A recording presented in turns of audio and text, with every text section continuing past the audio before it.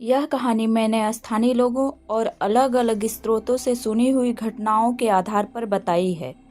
मैं यह दावा नहीं करती कि यह कहानी पूरी तरह सच है या प्रमाणित है। इसमें बताए गए अनुभव, घटनाएं और मान्यताएं लोक कथाओं व जनविश्वास पर आधारित हैं। इस वीडियो का उद्देश्य किसी की भावना को ठेस पहुंचाना नहीं है, बल्कि केवल मनोरंजन और जानकारी देना है। दर्शकों से अनुरोध है कि इसे एक कहानी के रूप में ही देखें। क्या आप जानते हैं, महाराष्ट्र में एक ऐसा किला है जहां लोग कहते हैं कि आज भी अंधेरे में कोई रास्ता दिखाने आता है। मैं नहीं जानती यह कहानी कितनी सच है, लेकिन यह वही कहानी है जो मैंने वहां के लोगों से सुनी। यह घटनाएं लोक कथाओं और जनविश्वास पर आधारित है। इसका उद्देश्य केवल कहानी के रूप में आपको एक अनुभव कराना है। तो चलिए आपको ले चलती हूँ दौलताबाद किले की उस कहानी में जिसे रात के बाद कोई दोहराना नहीं चाहता। औरंगाबाद के कुछ किलोमीटर दूर एक अकेली पहाड़ी पर खड़ा है दौलताबाद किला, जिसे कभी देवगिरी कहा जाता था। दिन में यह किला इतिहास की शान लगता है, लेकिन जैसे ही सूरज ढलता है यह किला जीवित हो उठता है।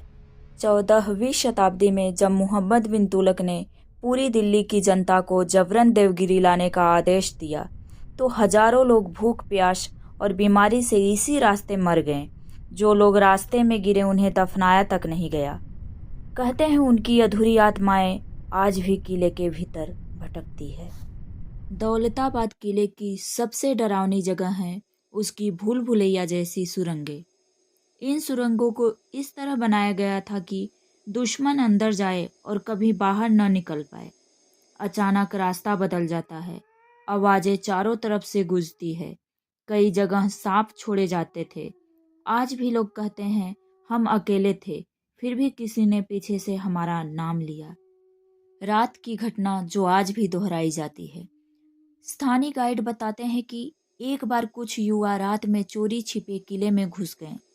जैसे ही वे मुख्य सुरंग के पास पहुंचे, एक तेज ठंडी हवा चली और अंधेरे में किसी ने मशाल जलाई। उन्होंने देखा एक पुरुष आकृति पुराने सिपाही की वर्दी में उन्हें इशारा कर रही थी। सबको लगा शायद कोई गार्ड है, लेकिन जैसे ही वे आगे बढ़े वह आकृति दीवार में समा गई। उसके बाद एक लड़की जोर जोर से चिल्लाने लगी, यहाँ से मत आओ, वापस लौट जाओ। तीनों बेहोश हो गए। सुबह उन्हें किले की बाहर पाया गया। आवाजें जो आज भी सुनाई देती हैं। आज भी सूरज डूबने के बाद जंजीरों की खनक, किसी के दौड़ने की आहट, अचानक नाम लेकर पुकारना जैसी घटनाएं होती हैं। इसलिए सरकार ने साफ आदेश दिया है, सूर्यास्त के बाद प्रवेश निषेध है। गांव वालों का कहना है कि यह किला शापित नहीं है, यह न्याय मांग रहा है। यहाँ मरे लोग अपनी कहानी अब भी सुनाना चाहते हैं। कहानी का यही संदेश है कि दौलताबाद किला हमें याद दिलाता है, सत्ता जब संवेदना भूल जाती है तब इतिहास डरावना बन जाता है।